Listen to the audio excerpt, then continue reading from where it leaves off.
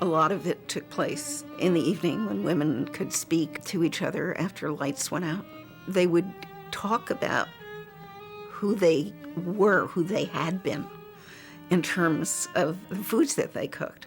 They would exchange recipes. They would talk about food, talk about their homes and the dinners they made. This was often called cooking with the mouth because you had nothing to eat. In Terezin, a Nazi concentration camp in Czechoslovakia, many of the female prisoners sustained themselves by telling each other their favorite recipes. I am Bianca Steiner-Braun, but for 3 years in Theresienstadt or Terezin, I was only a number. The number's BF 621. Mina Pechter, the creator of the notebook that became the book, In Memory's Kitchen, was also only a number, AAR 312. The handwritten scraps and jottings were collected by a woman named Mina Pachter and were finally published more than 50 years later. Survivor Bianca Steiner-Braun translated the recipes into English. Sadly, I never met her. Mina Pechter was 71 years old. She died in Terezin of malnutrition in 1943. I was lucky. I survived. Bread you got every 2 or 3 days. And that bread had to last you. It was what we have here, let's say a rye bread, it was a quarter of a rye bread for 3 days.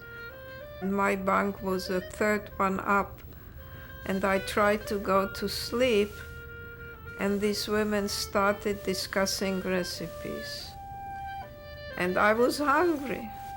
These recipes had 4 eggs, and you have too much sugar or whatever it was. And I was so mad at them because I needed the sleep, especially since I had very little food, nourishment in me. The thought of women doing this was very shocking because you just think of people who were starving to death as sort of resigning from the fleshly pleasures. And instead, what I discovered is that, on the contrary, I think it helped them to live. I think, even though the food was imaginary, because I think food nourishes not just the body, but the spirit. Well, we couldn't imagine that most of our families will be killed. So you lived in somehow, maybe in a dream world, let's say, that you couldn't, that you really felt, well, all right, it will be over in a while. And then we'll go home and I will cook or bake or whatever. I mean, there's just no way of knowing exactly the circumstances. But the original manuscript, which is hand-sewn and filled with these fragile handwritings on this crumbly paper, it's the world of these women as embodied in these recipes. There's a recipe in that book that I found for caramels from Baden. This woman would recite, the ingredients, use this, use that, everything else. And then at the end, she said to wrap them in pink paper. And there was something about thinking about someone in a concentration camp, carrying the fantasy of food that far or attempting to do it exactly right. That was such an incredible thought.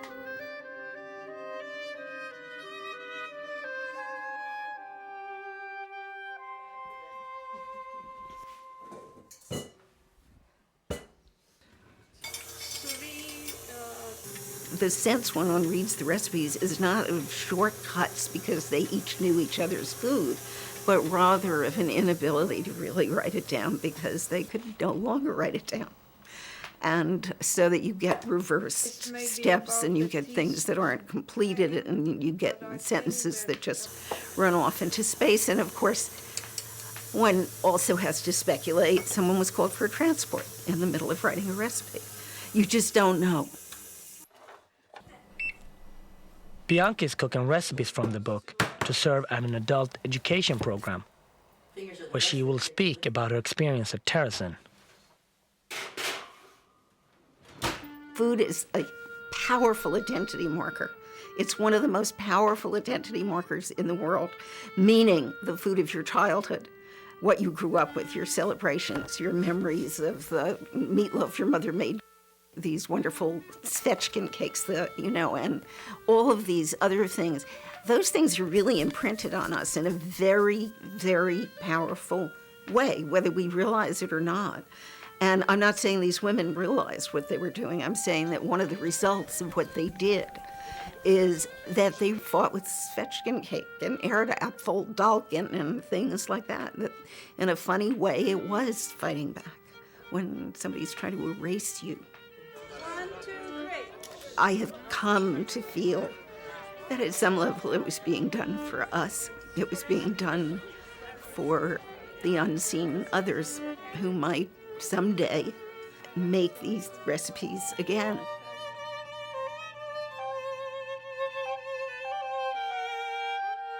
If food is a symbol of love, then a recipe passed on to an unknown future is a message of hope. And the desire to feed others, whether it can be realized or not, becomes a powerful affirmation of life, even in the face